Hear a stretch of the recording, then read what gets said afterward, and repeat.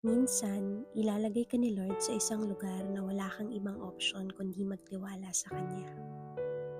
Dahil madalas, kapag alam nating maraming laman ang bulsa natin, o kapag kaya pa ng lakas at ng abilidad natin, o kaya naman, pag marami pa tayong option, yumayabang tayo.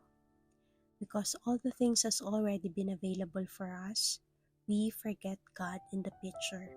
And then suddenly I realize na minsan mas pipiliin ni Lord na tapikin tayo para turuan tayong tumawag ulit, para turuan tayong lumuhod at dumupende uli sa Kanya. He is a personal God and He is more than just a provider.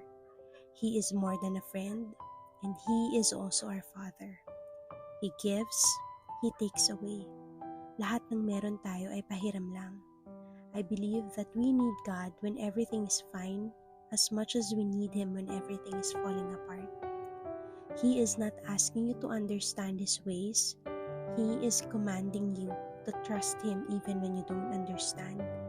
Kung nasa punto ka ngayon ng buhay mo na sira na ang mga plano mo, ubos na ang mga options mo, at limitado na ang mga resources mo, tindihan mo pa ng gusto yung pananampalataya mo.